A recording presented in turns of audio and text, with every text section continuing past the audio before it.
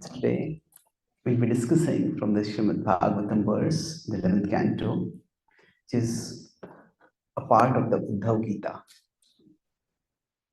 And when I travel across the world, there are many questions which different devotees ask me, different new people ask me.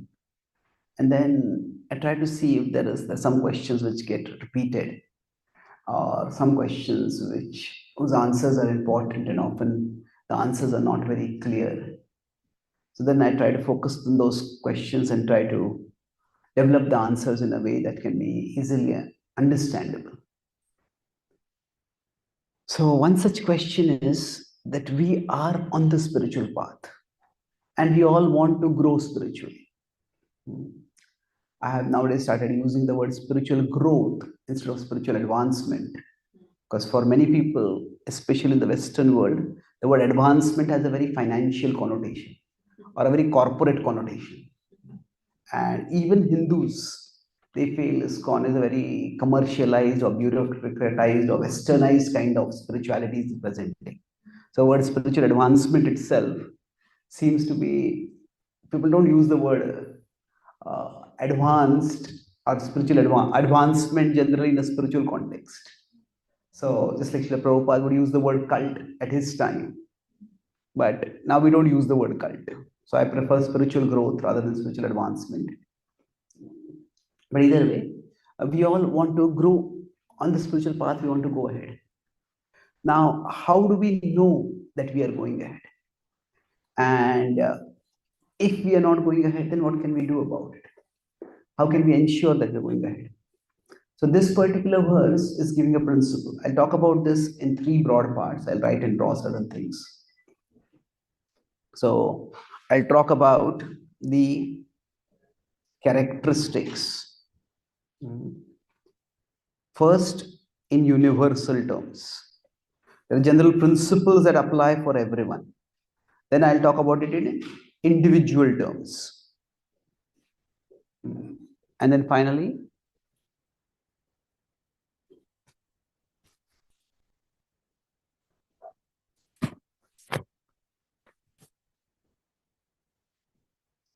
so beyond that, we'll talk about what we can do in terms of steps that we can take to transform ourselves so that we can ensure that we are growing in our spiritual life. So you have been given a copy of a book. This is my latest book on the Bhagavad-Gita. It is Prayers Inspired by the Bhagavad-Gita. And in this book, I have taken the Gita verses. Now I've got it PDF over here. I'd like to read something from there as we move forward. But broadly, if you go to, okay, where is it? Yeah. So if you go to verse 622, that is page number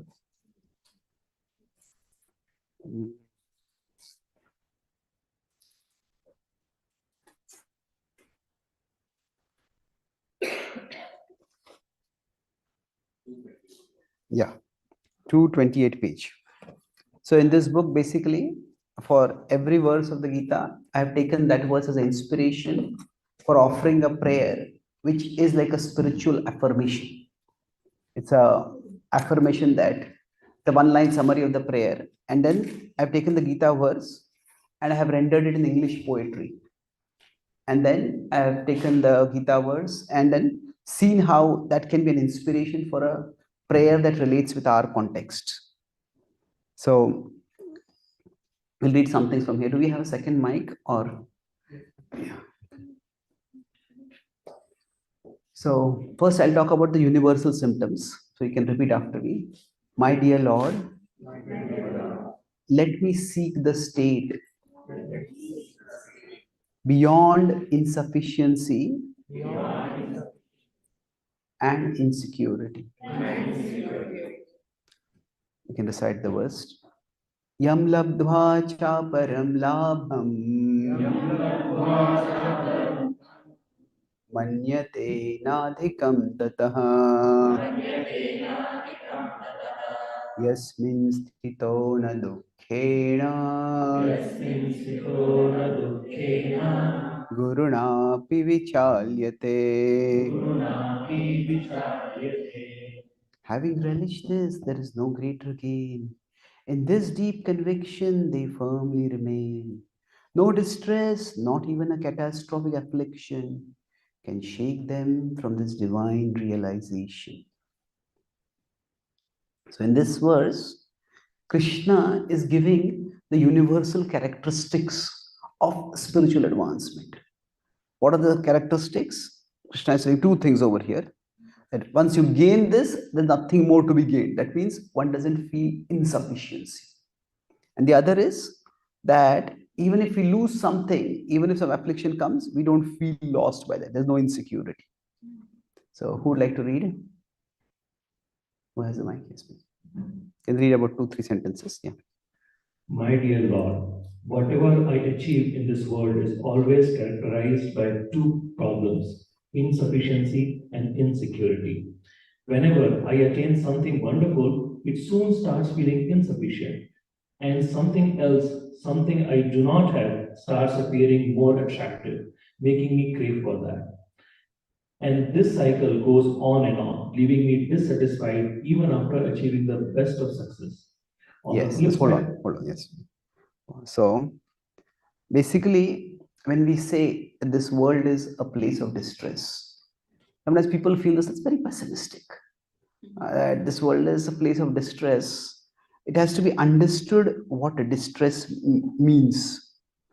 Now, distress doesn't mean that a person is constantly suffering immense pain or immense heartbreak. Distress can go over a range. Yes, there are times when we have what we can say devastation. Devastation means things go terribly wrong. So, for example, if our expectations are in one direction,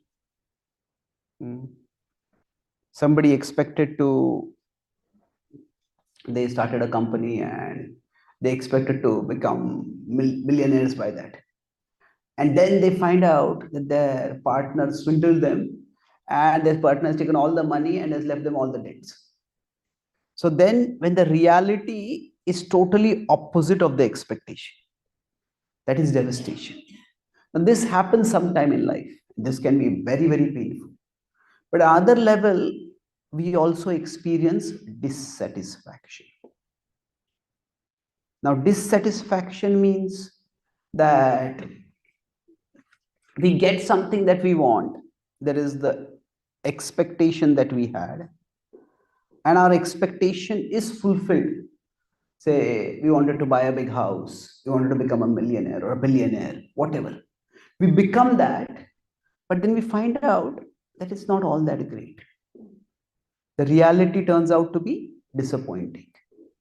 Say, somebody wants to uh, buy a Mercedes Benz or buy some Rolls Royce, whatever, some kind of car. They buy it and it's great for some time. Afterwards, it turns out to be disappointing. So the reality is not good enough. Now we can say dissatisfaction is certainly not as big a distress as devastation. At the same time, for the person who has invested a lot of time and effort in a particular thing, when they experience it does not turn out as good as they wanted it to be, it can be very painful. So we can have distress range over all the spectrum. So this is at this extreme of this that we feel always a sense of insufficiency, that what I have got is good, but it's not good enough. So everything that we achieve in life, there is this feeling of insufficient. There's this feeling that something is missing in our life. And this afflicts us no matter how good life is, no matter how good we are in terms of pursuing our goals and even achieving our goals in life. This is one problem with life. And before we can understand what spiritual advancement is, I'm going to take a little back step over here to understand that what is it that we are essentially seeking through spiritual advancement. Can someone read the next paragraph? The ladies would like to read. Actually, my Lord, offer me an alternative accomplishment, one beyond the reach of insufficiency and No. I think. Sorry. On the flip side, we're not completed the first paragraph. On the flip side, in the middle. On the flip side, my Lord, whatever I achieve, even the crowning success of my life, still leaves me vulnerable. It may be seized from me at any moment by forces beyond my control. When this happens, as it inevitably will, sooner or later, I end up not just disturbed or distressed, but even devastated. And the mere possibility of this happening keeps me unsettled at the very least and fearful at first. Yes. So I was one city. There was a devotee over there. He's a very vibrant and energetic preacher. And one day he was giving a class, and suddenly he was speaking, and sound stopped coming from his mouth. He was trying to speak, nothing was coming. Somehow he tried to cough, drink some water. He was able to speak a little bit. The class got over. And then he found that he was just not able to speak at all after that. They went to a doctor, and doctor found that some nerve is connected with connects the brain with the throat. That it got damaged. Some the doctor said, we don't know how it got damaged. He said, we don't know when it will get repaired. And he just didn't know. So how he was driving me for a program, I saw that while driving, he was typing on his phone. And he was typing faster with one finger, with one hand, than what I can type with both hands. So that's when I asked him, how did you start typing so fast? He told me that during that 1 month, he was just not able to speak at all. Just learn to communicate by typing. Now, the human spirit is so resilient that if an obstacle comes, he finds some other way. But then he consulted various therapists, and now nobody was able to diagnose it. Finally, found one therapist who gave him some exercises, and that gave him some relief. So now, suddenly, anything that we may have can just be taken away. It doesn't mean we have to live scared all the time, but we need to be aware of our vulnerability. So what? That's the other extreme of life, that there can be, on this side there is insecurity that what may happen may be the opposite of what I would want to happen. So yam labdva cha aparam labham manyate nadhikam data.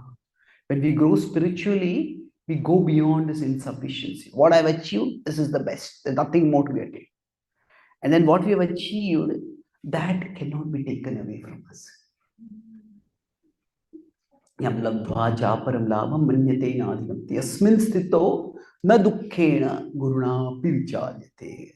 That even if things which are of value are taken away from us, we realize, yes, there's one thing that can't be taken away from me. And that is what I have.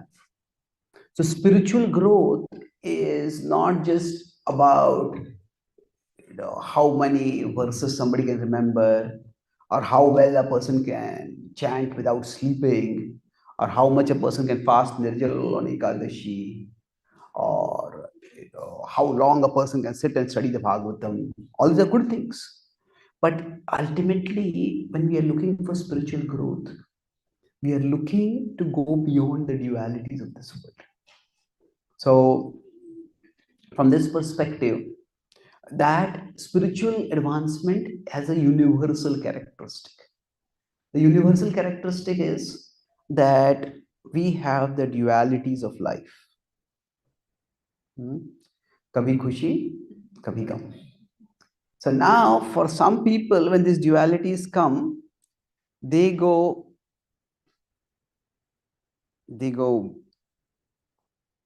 way up and way down. When something good happens, that's the most wonderful thing in the world. Something bad happens, that's the worst thing in the world. And then this is what makes them very, very unstable. Like one day, if people are in a romantic relationship, I love you, I can't live without you. Next day, I hate you, can't live with you. So things can become very unstable because the dualities keep coming in life, and the dualities keep tossing us up and down. So now life's dualities themselves can't be avoided. So now this is the difference between these two things, is that this is external or physical. And this is internal. So externally, the ups and downs will keep coming. But internally, either we can go way up and way down, or internally, if we grow spiritually, if our mind becomes steady by the spiritual practices. The Krishna starts this series of verses in the Bhagavad-Gita by describing Yatra uparamate chittam niruddham yoga sevaya. So for one who has grown spiritually, for them, the dynamic is different.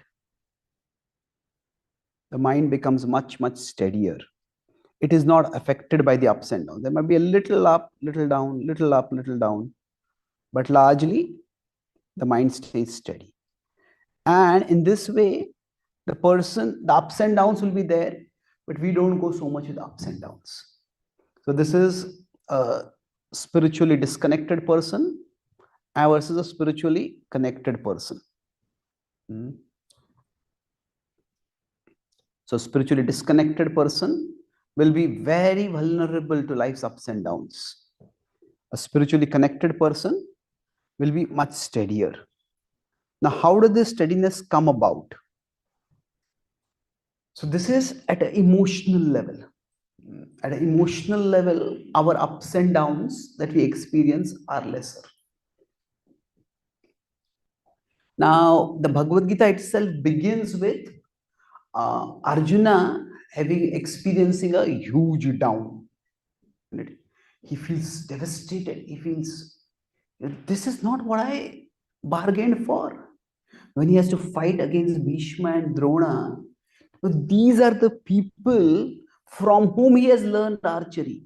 These are the people for whose pleasure he has learned archery. And now he has to use that archery skill against them itself.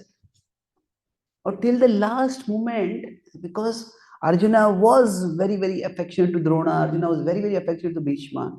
Till the last moment, Arjuna believed that Bhishma and Drona would not fight on the side of the Kauravas. And that is why he said, something will happen. No, they won't fight against me. I won't have to fight against them. So he had fought against them at Virat, but at that time, the stakes were not so high. Arjuna had no intention of killing them. Just wanted to send a message of deterrence that the Pandavas are strong enough to tackle the Kauravas. That was his hope, that by that no further war would occur.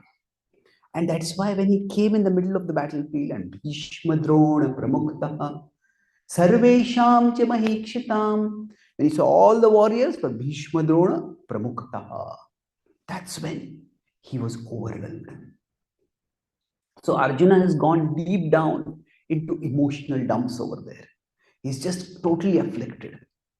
And at one level, Arjuna's situation is psychological agony. It's psychology. Psychology is generally associated with the mind. And his emotions have gone down.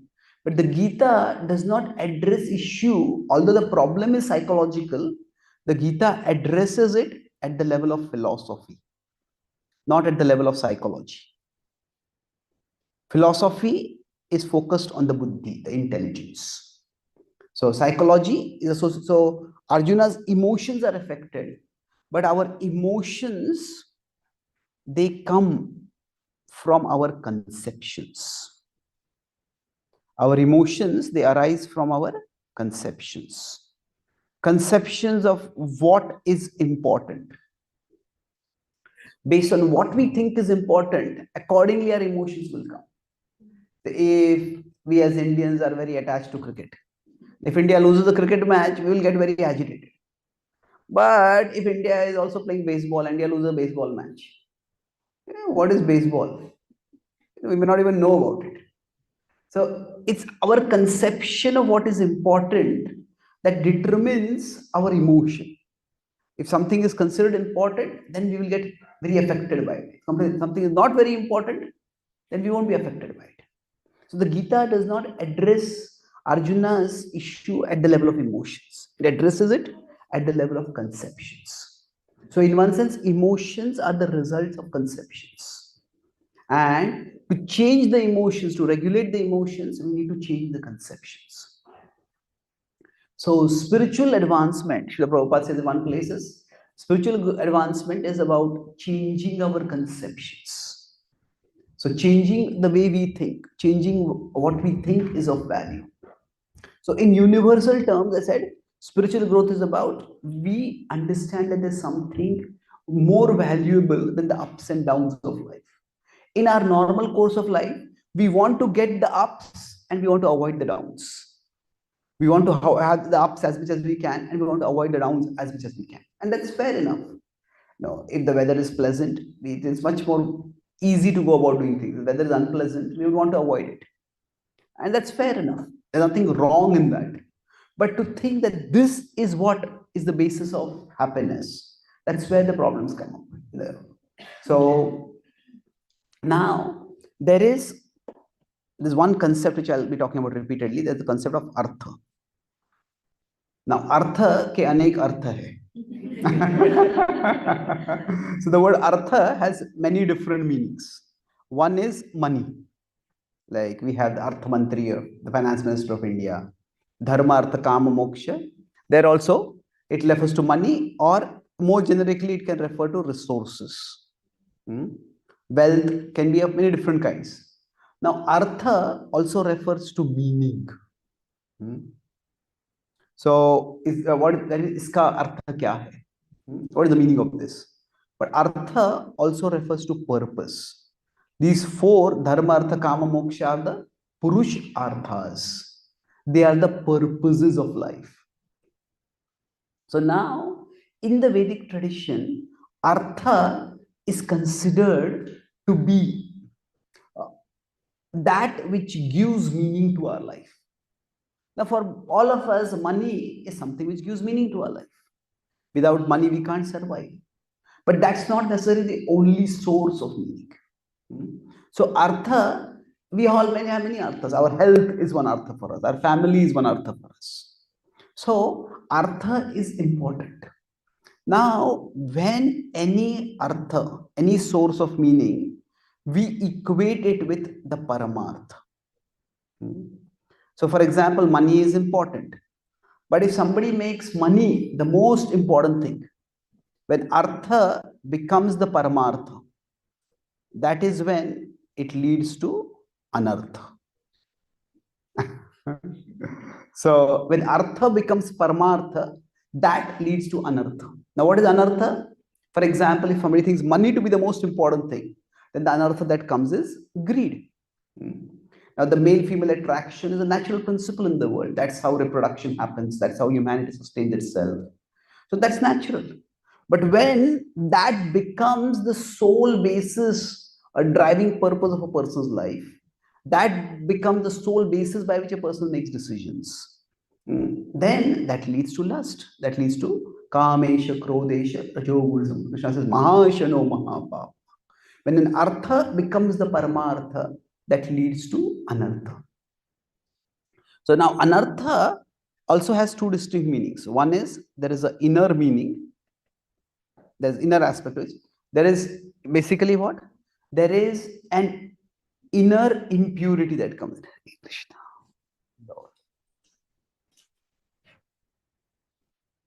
There's an inner impurity that comes in when if somebody has greed, then there's an inner impurity. And eventually, this inner impurity leads to outer adversity. So, for example, in Hindi, we may say, "Ye kya anartha ho gaya?" Anartha means there is talk about adversity, disaster, distress. So, quite often, these two may be distinct, but the inner anartha will sooner or later lead to the outer anartha. That the inner impurity will make us act in ways that will lead us to outer adversity. So essentially, when the artha is equated with paramartha, that leads to anartha. That is, we value something that is not so valuable as supremely valuable. So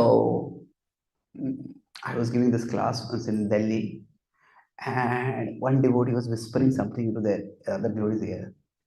So I asked what happened. So he said, "No, ये क्या हो रहा है ये सब मुझे अनर्थ लग रहा है." For him, he was playing with the word anartha. Anartha means I'm not able to understand anything. Artha ka opposite anartha. So I hope this is sufficiently confusing. So the idea is that we all have things of value in life. But say, for example, everybody needs some level of entertainment. Krishna says, "Yuktahara viharasya." Entertainment is a part of life. But then, entertainment is meant to be a break from life. But nowadays, people have become so addicted to entertainment that sometimes for them, life is a break from entertainment. Isn't it? They're watching TV and playing video games and surfing on the net and browsing, scrolling on social media. That is the most important thing in life. It's like, surfing is more important. Somebody wants to talk. Yeah, talk, come back. It's that. So then that is where it becomes an anartha. So the artha, when it becomes the paramartha, that's where it leads to anartha. So now, so why are we vulnerable? I talked about this going up and down, life's ups and downs. Why do they toss us so much? Because some artha has become very important for us. So spiritual advancement. When we say we grow spiritually, what it means is that what the actual paramartha, that which is of supreme value, that which is supremely valuable, that becomes our paramartha. So what we think is valuable, it coincides with what is actually valuable. So actual paramartha is what is actually valuable. That agrees with what we feel at a level of our emotions, what is emotionally valuable for us. So when we are purified, our emotions become aligned with reality. What we feel is valuable becomes aligned with what is actually valuable. So somebody is an alcoholic. For them, what happens? Drinking becomes more valuable than maybe their health, maybe their financial security, their reputation, everything else, even their family, relationships. Then that is an anartha. But what is actually valuable, when we start realizing it is valuable, that is the state of purification. And so Krishna is the paramartha. And who is a pure devotee? A pure devotee is one who realizes that Krishna is paramartha. So for all of us, yes, we are aspiring to be pure devotees. At least at an intellectual level, we understand Krishna is the supreme paramartha. Krishna is the paramartha. But if this doesn't work out, that is a big anartha. Why did this work out? Why did this happen? Why did that happen? That others, many small things, they start affecting us a lot. That, we may say that I want to serve Krishna. Krishna is the most important thing in my life. That a devotee may confidently preach that I'm a part of Team Krishna. But internally, if the ego is very strong, the mind will say, Krishna is lucky to have me on his team.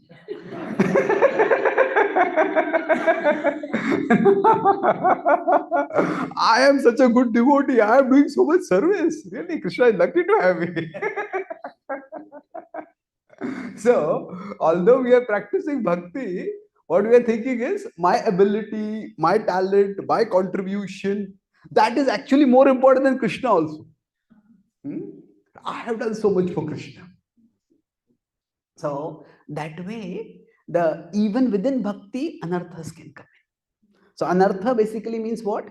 We value as paramartha anything other than paramartha. If you go into the Bhagavatam, what is the definition of Maya that is given over there? Rite artham yat pratiyeta Na pratyeta chatmani. Rite artham yat pratyeta. To think of as valuable that which is disconnected from the Supreme Lord. To think of as valuable something which is separate from the Lord. So to think of something other than the Lord to be supremely valuable. That is essentially anartha. That is Maya. So basically, the essence of spiritual growth will be that Krishna becomes supremely valuable for us.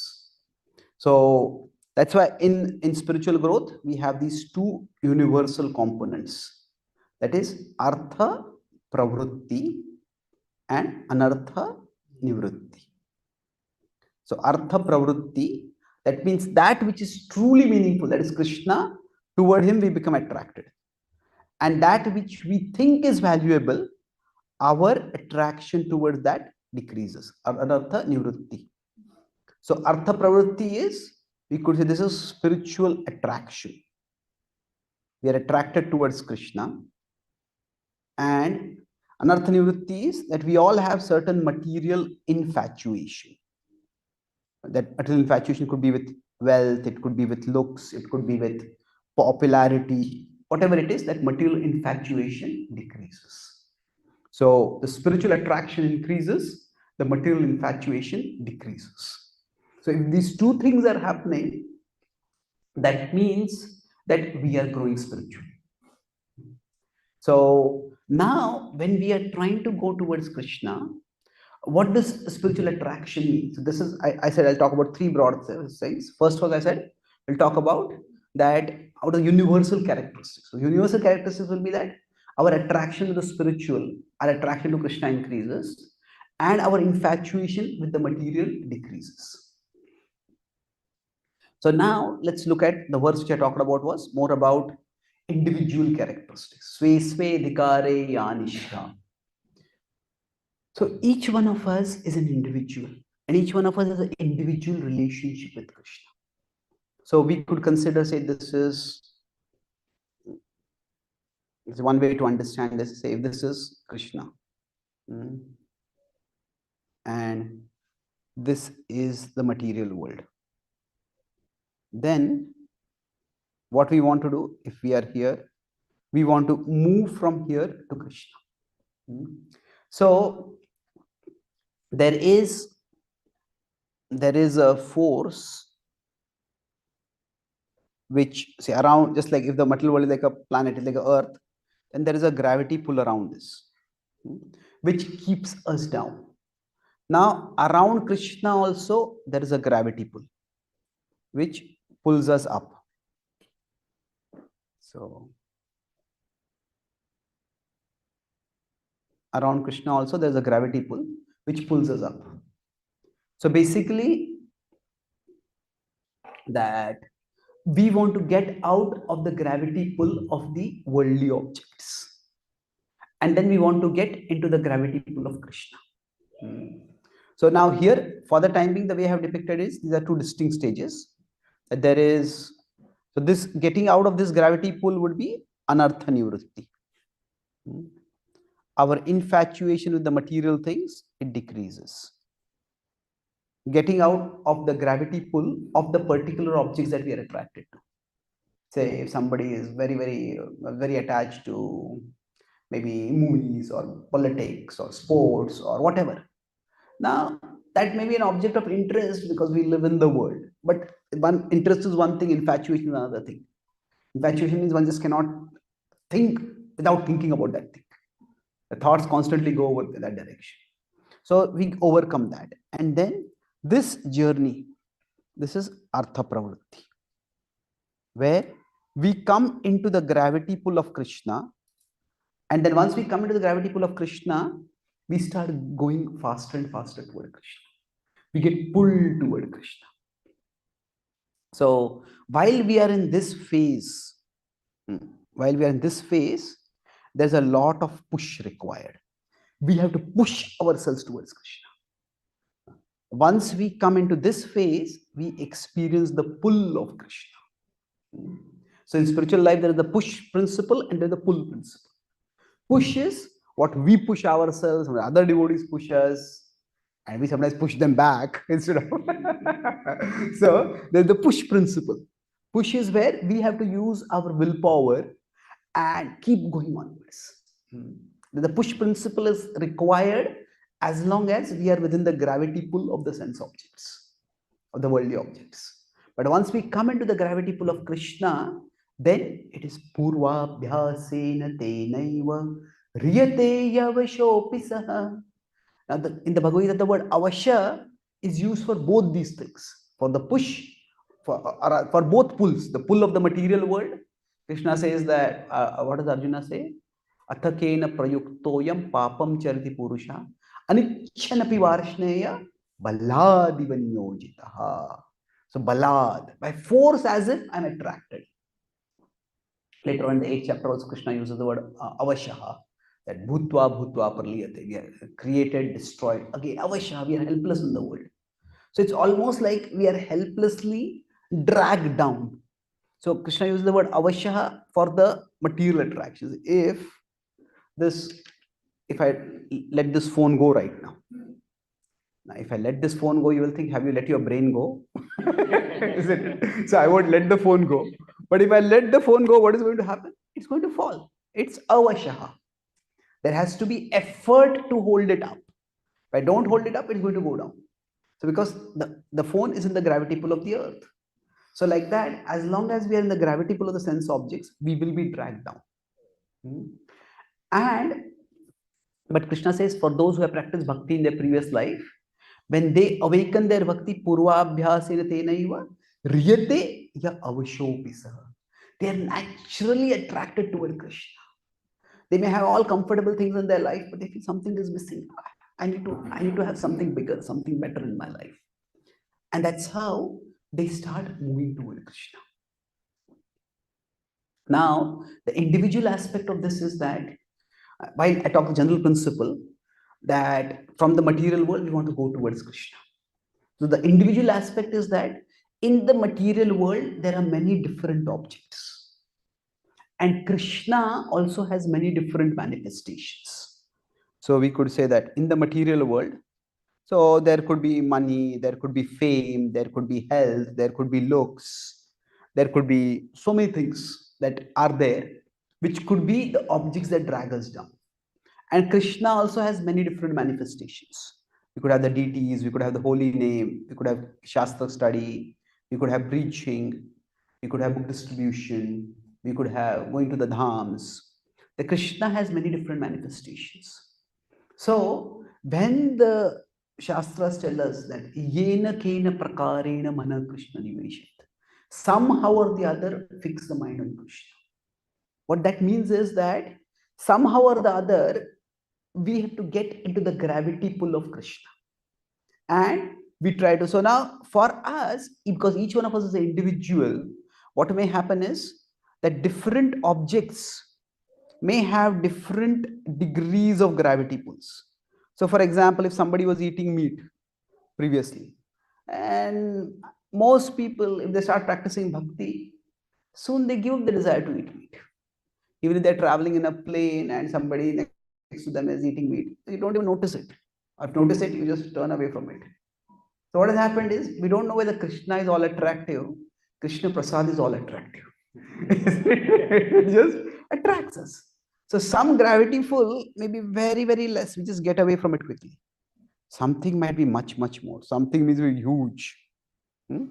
So different objects may have different degrees of gravity pull for us. And they will drag us downward. Some attachments may stay much longer. Some attachments may stay much lesser. Conversely, when we talk about the gravity pull of Krishna, now some things may take a long time for us to experience attraction. Some things we may experience the attraction right now wherever we are also. So this is where the individual awareness is very important. That some manifestations of Krishna, we may experience the gravity pull of those objects even when we are in the material world. Like somebody might be an alcoholic and they may be drunk, and the devotees are going on kirtan, they see the kirtan, hey, you people seem to be jolly. So they say, we also want to dance, and they may experience some pleasure. Now it's a mix of alcoholism and spirituality. The pleasure that they are experiencing. But they're experiencing something. So now, when we come and study Shastra, some of us may have a more intellectual nature. And then when there is nice philosophical stimulation and analysis, the pleasure we are getting, is it entirely spiritual pleasure? Is it intellectual pleasure? Doesn't really matter as long as it is drawing us towards Krishna. So what will happen is that we may experience the gravity pull of Krishna in a particular area. Somebody is naturally attracted towards volunteering. Before they came to bhakti also, they wanted to do some volunteers, they wanted to do some service. And then they come to they come to Krishna consciousness. Maybe they like to serve free food, they like to volunteer, they like to do some activities where they feel, I'm doing tangible service to others. So then what happens is, that is where the attraction to Krishna is felt where we are right now. And that's where, if for each devotee, while we have to grow spiritually and there are certain universal parameters we want to keep in mind, but there is also individual adaptation that is required. So for some devotees, one particular gravity pull might be very, very difficult to give. And then if they define their spiritual advancement only by that gravity pull, say some devotees may find that, okay, I need a certain level of comfort, and there's too much austerity, then what happens is that austerity completely occupies the mind. And the austerity occupies so much mind of the mind, there's no place for Krishna in the mind. Oh, this is so difficult, so difficult, so difficult, so difficult.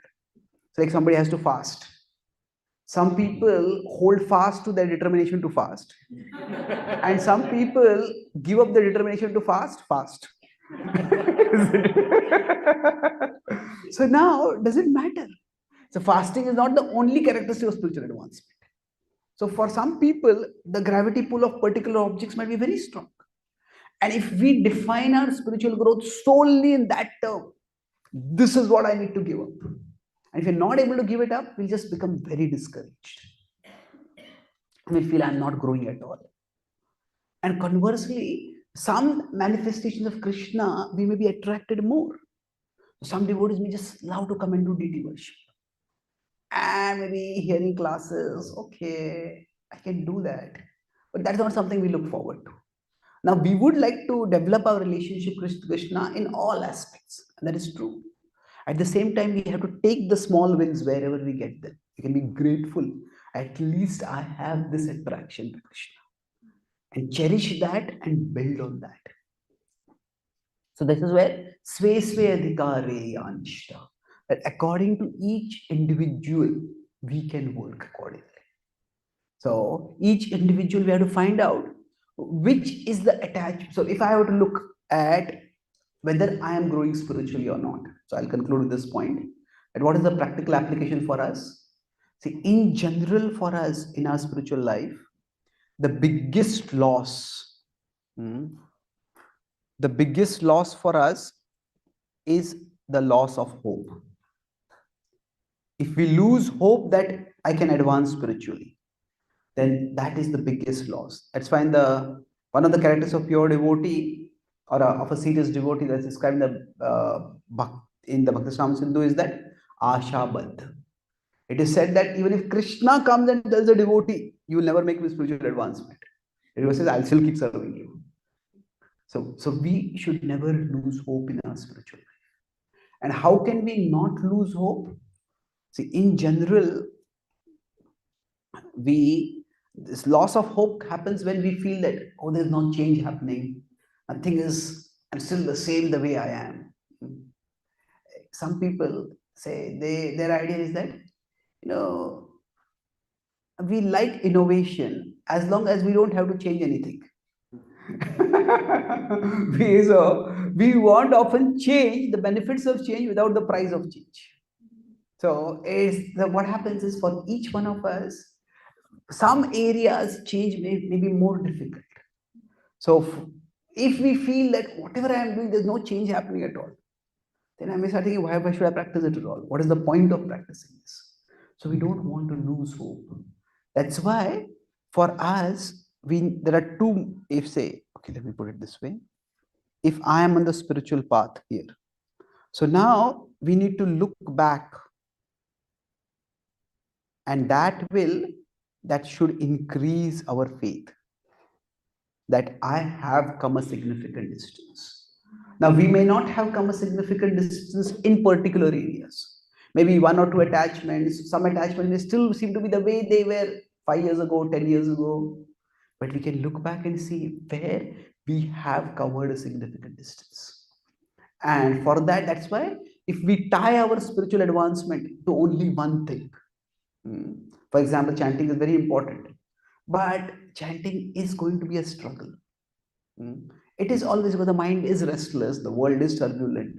So if we decide the quality of our spiritual growth based only on the quality of our chanting, then it may happen as if we feel we're not advancing at all. Now, one devotee was telling me recently that I feel as if I'm regressing in my spiritual life. And what happened? He says, in the early years of my spiritual life, my chanting was very attentive. So now I'm much more distracted in chanting. So I asked him, what are you distracted in? So he had taken up a lot of responsibility for serving Krishna. And he had a lot of anxieties associated with the various services. So I said that the fact that you didn't have the distraction earlier and that you have the distraction now, that does not necessarily mean that you have become spiritually regressed. It can very well mean that you have taken more responsibility for Krishna. Prabhupada also said that our spiritual advancement is proportionate to how much responsibility we take. Now, of course, we don't want to take so much responsibility that we get crushed under it. But one time, the Krishna Maharaj told Prabhupada, the Jiva project, Prabhupada during chanting, this whole land dealings and permissions and all this it's agitating my mind, it's disturbing my japa. And Prabhupada smiled and replied, it's disturbing my japa also. So now, I'm not saying we should justify disturbed japa. What I'm saying is that we cannot reduce spiritual advancement to one thing alone. So if somebody's kitchen in charge, and the program is there and nobody's there to cook the prasad, and that person is peacefully chanting, absorbed in Krishna. Well, we can appreciate your absorption, but we will not appreciate your contribution at that time. So we have a real relationship with Krishna, and real relationship with Krishna means there are many aspects to it. So don't reduce the relationship to Krishna to only one particular thing. So we look back to see how far we have come. And even if it's in one or two areas we have come far, one or two areas we have not have come far, that's okay. We look back to see how far we have come, and that will boost our faith. Now, of course, sometimes we also need to look ahead. And if we look ahead, we'll realize we have a long, long way to go. And that will keep us, ensure our humility.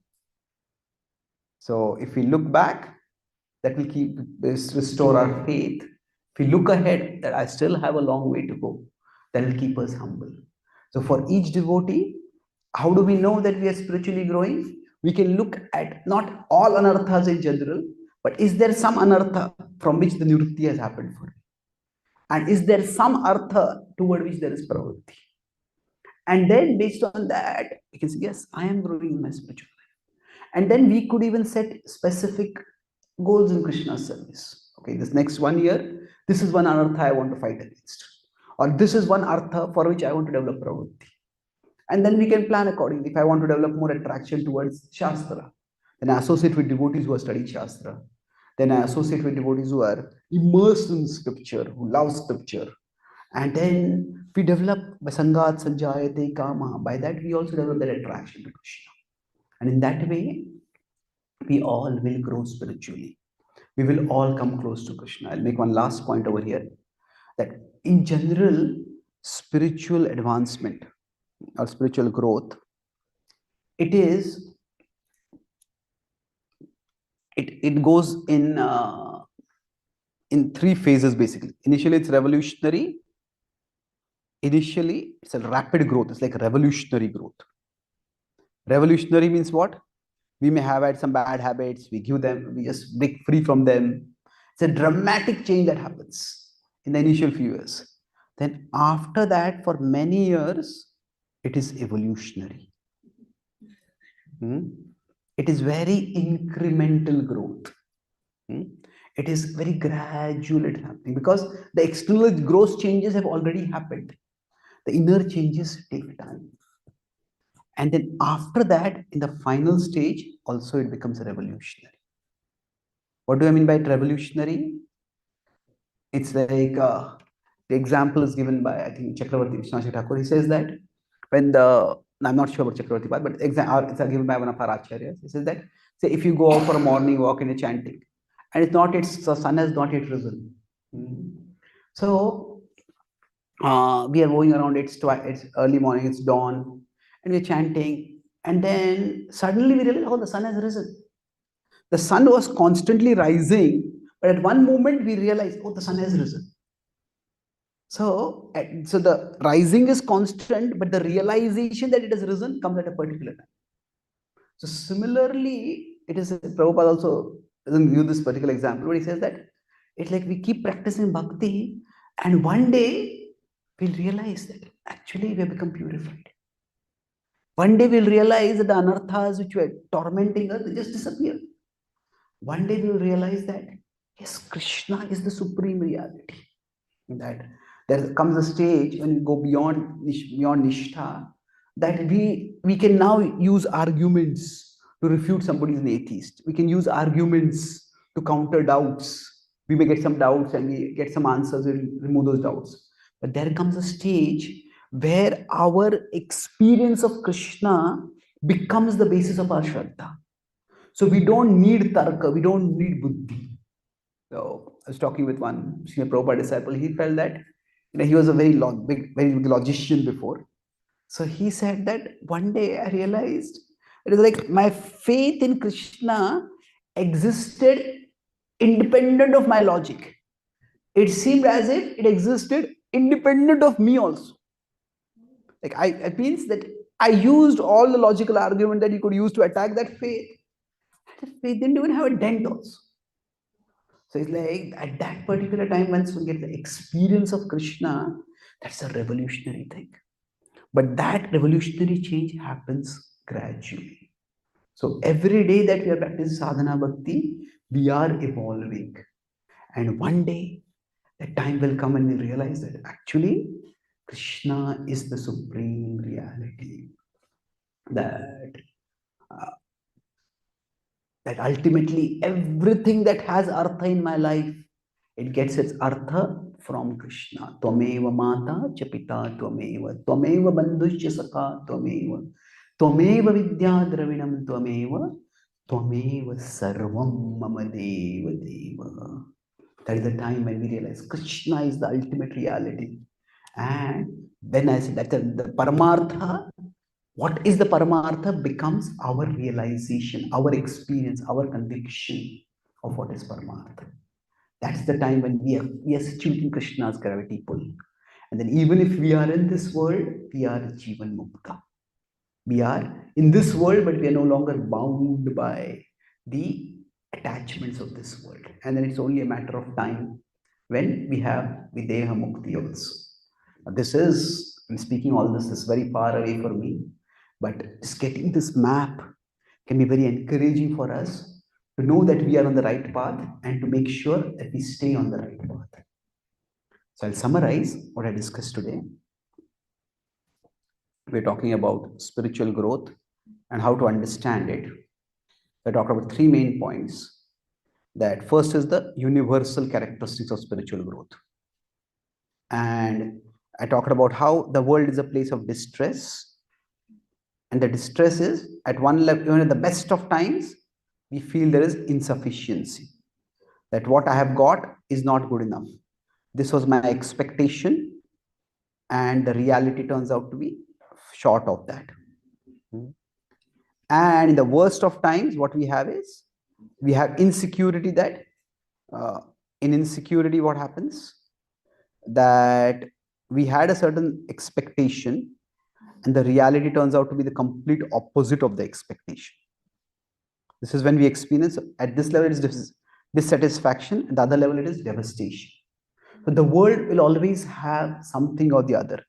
So these dualities, the ups and downs will keep happening. Sometimes our mind can go way up and way down with the ups and downs. But as we grow spiritually, our mind becomes steadier. So it becomes steadier means we may still go up with the ups and down with the downs, but not so much. Like that, we start becoming steadier. So the universal characters of spiritual advancement is that if this is Krishna, this is Krishna's gravity pull,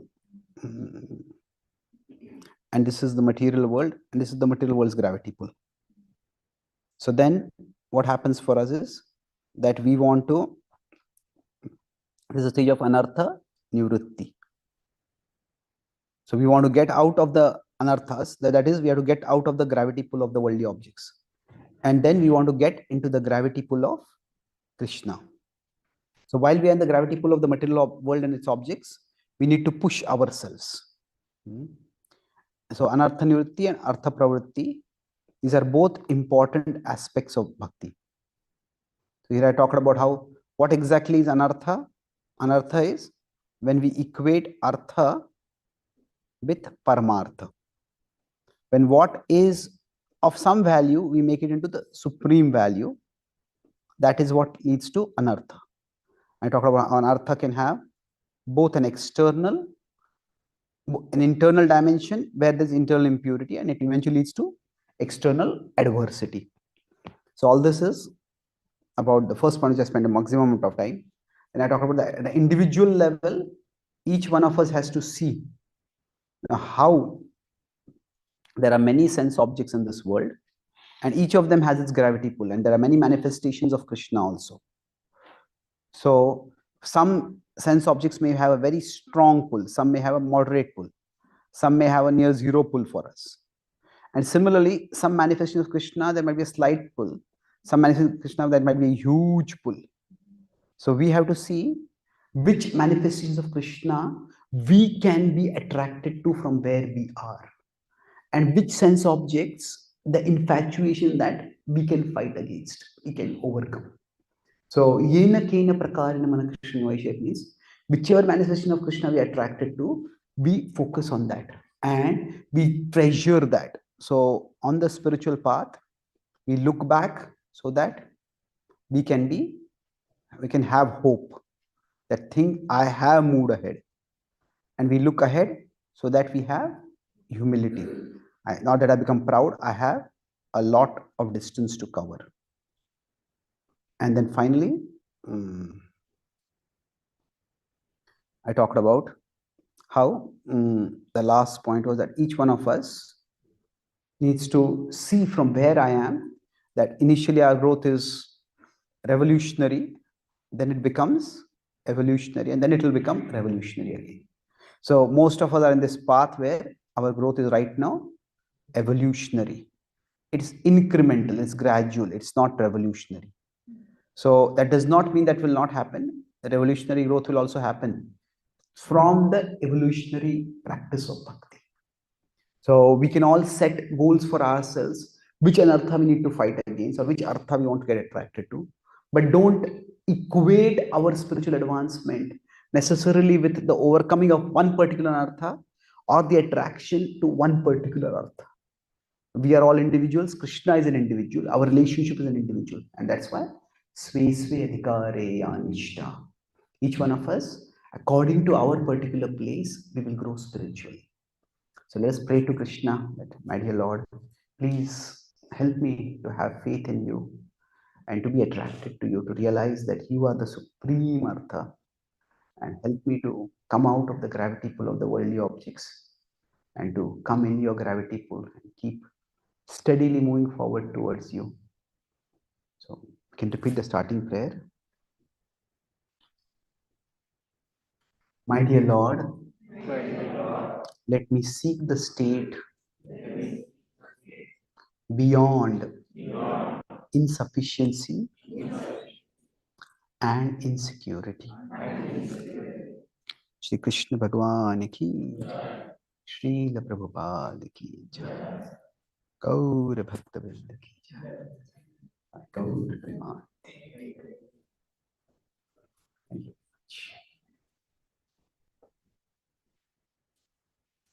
Is there any one question anyone has? Okay. Should we take a question, Prabhu? Yeah. Yes, please. Mataji. Hare Krishna, Guru. Thank you so much for your wonderful lecture. I have a quick question. So you said that our mind gets steadier with spiritual growth, but in Bhagavad Gita 3.5, Krishna says that there is no one who can remain without action for a moment. Is it possible to conduct meaningful or impactful actions without a slight bit of restlessness? It's a good question. See, when I say steady, steady is not passive. Steady is not inert. Steady is not dead. See, for us, we want to be peaceful, but that's not the most important thing for a devotee. We want to be purposeful. Our purpose is to serve Krishna. Say a couple gets married, they have a child. Now, especially taking care of newborn baby means you have no peace. Isn't it? Like more than a 24/7 job. But then why do you do that? Because our heart doesn't just want peace. It wants some meaningful purpose for our life. There is another living being that is entirely dependent on me. That we have a need to nurture and care for others. So we don't just want peace in our life. We want a purpose. But sometimes if there is no peace, then even the purpose cannot be pursued. Isn't it? So for us, peace is not the end. For us, peace is the means to an end. So we want our mind to be peaceful so that we can chant and focus on Krishna. So yes, for us, when we take up any service means that there will be certain level of anxiety. I have to do this, I have to get this done, I have to make sure that others do these things. But then that's how we fix our mind in Krishna. So when we talk about peacefulness, that's a means, not the end. It's the artha, it's not the paramartha for us. Our paramartha is Krishna and service to Krishna. Okay? Thank you. Please. Guruji, one thing that we have experienced is that when we are in association of devotees, the gravitational pull towards Krishna's manifestation is something which we experience very nicely. But as we shift from the association of devotees, the anarthas, they start manifesting more. So how do we understand that what's my position when I'm in association of devotees? Because sometimes Okay. So there are two ways of looking at it. That when we are in association of devotees, our spiritual advancement is an illusion. That's one way of looking at it. The other way of looking at it is that we have some spiritual attraction, but that is not yet strong enough to be sustained on its own. That we need support to continue. And so the example is given that when we are trying to grow spiritually, like we are swimming upstream, like we're swimming against the current. So at any moment when we let go, we'll be swept down. Now, it is not that in the association of devotees, we are dragged along. Sometimes we are. But in the association of devotees, we are reminded that there is a current going in the opposite direction. I have to go in the opposite direction of the current. So that's why association is considered very important. Even in traditions like, say, Buddhism, where the ultimate idea is shunya, where they say that ultimately you're going to, there's nothingness or oneness. But there also they Buddham Sharanam Gacchami, Sangham Sharanam Gacchami. Sangha is, they say you have to surrender to the association. Without association, you cannot move forward in spiritual life. So gradually, by association, by practicing association, our own spiritual longing will also become strong.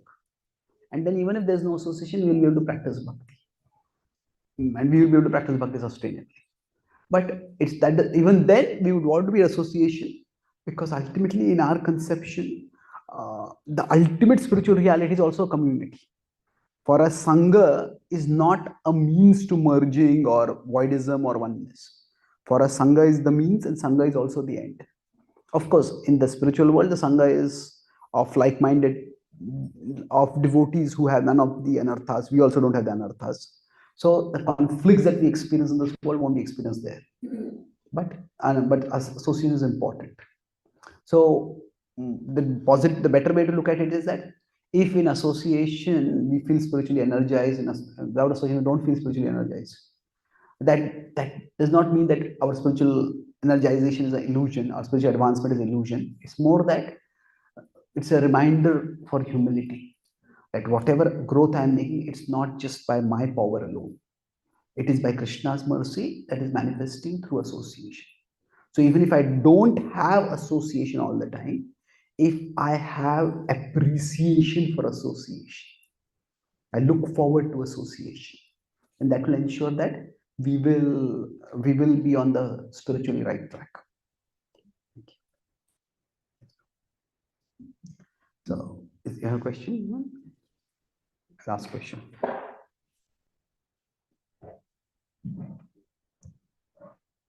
Thank you, Prabhu.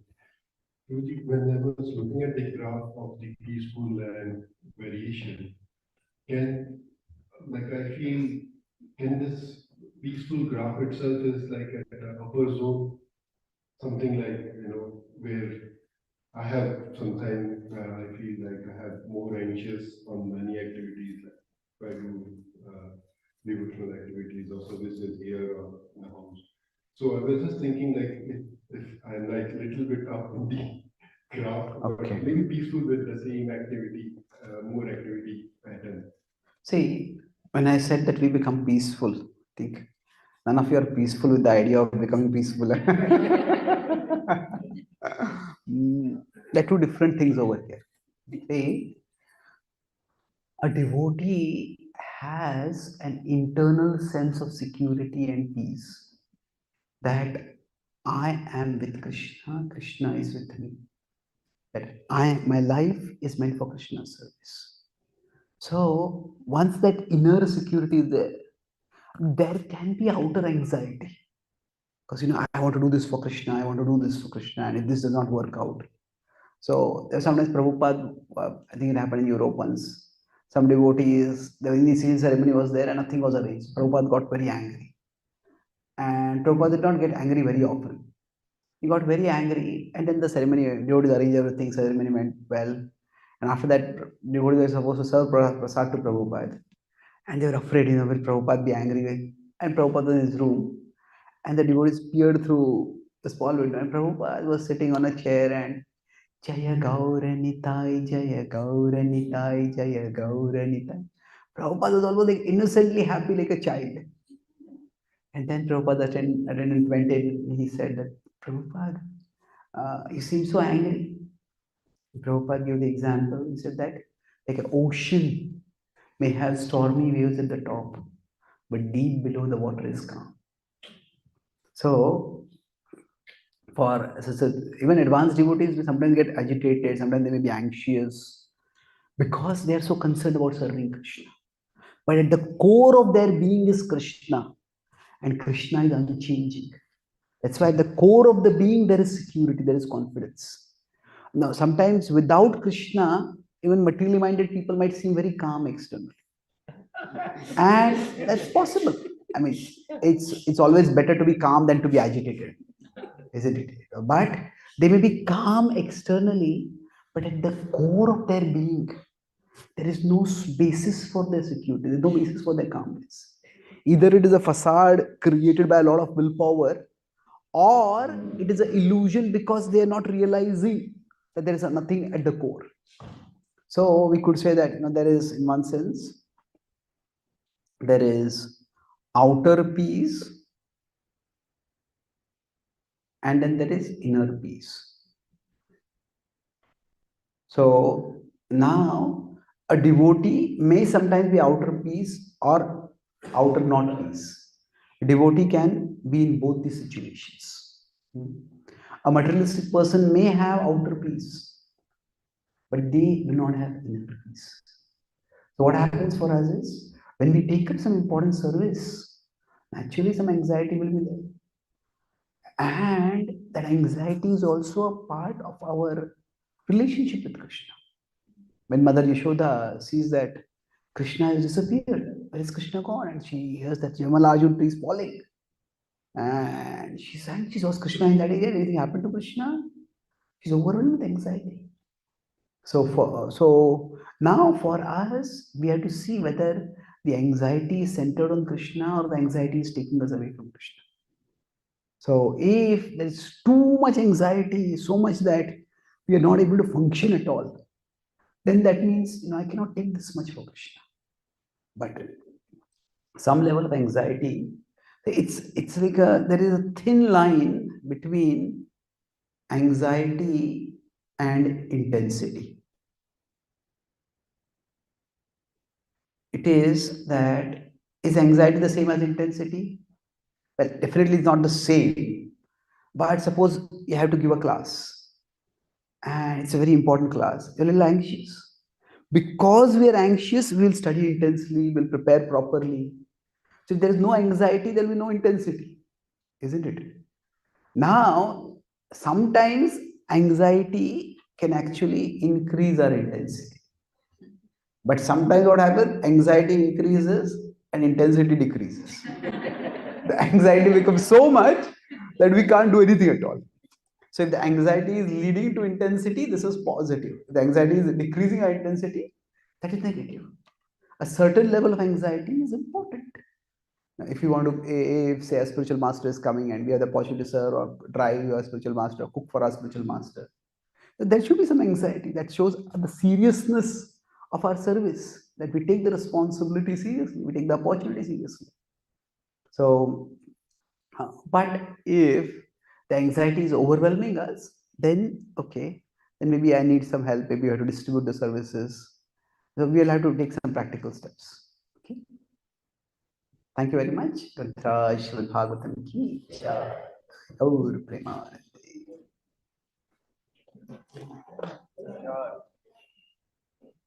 So I have these two books. I already told you about this first book, the prayers book. So basically, for me, the Gita verses are not just verses or sources of wisdom. Gita is the book that I've connected with the most. So each Gita verse, or many Gita verses like personal friends for me. And like we want to know about our friends more and more. So in this book, I tried to connect with the Gita verses through the mode of prayers. Kulashekar Maharaj has several several verses which I feel are prayers inspired by Gita verses. So I read that in introduction. Now there are about 122 prayers in this book, and there are prayers for various occasions. Each prayer title is like a spiritual affirmation, a devotional affirmation. So there are prayers when we feel lost and directionless in life. There are prayers when we feel our cravings rising too much. There are prayers when we feel that are spiritually dry and disconnected. There are prayers when we feel lonely and misunderstood. So many devotees told me this book is also helpful for them during their daily chanting. Read one prayer and then focus on chanting. Like we may hear Japa talks. So this is like a Japa reading meditation. And this is Gita for the CEO. This is in the Western world and in the corporate world, there's a lot of interest in traditional wisdom. So Stoicism is becoming very popular. Ikigai is becoming popular. So HarperCollins is one of the biggest publishers in the world. So they asked me to present the Gita, this book for Gita for the CEO. So I have presented this. Like I was doing some simple diagrams and conceptographics. So there are 10 principles drawn from the Gita. And it's also presented as a conversation between two people, both in the corporate world, one who wants to know the Gita and one who knows the Gita. So it's not just for the CEO. Ultimately, every one of us is meant to be the CEO of our own lives. So both these books are available. This Gita for CEO is also, many devotees told me that they feel comfortable giving this book to their colleagues or even their bosses or other relatives who may not be able to connect with the Gita directly. So both these books are there. If any of you would like to have, I'll be here for some time to answer any further questions or to sign the books. Thank you very much. Hare Krishna.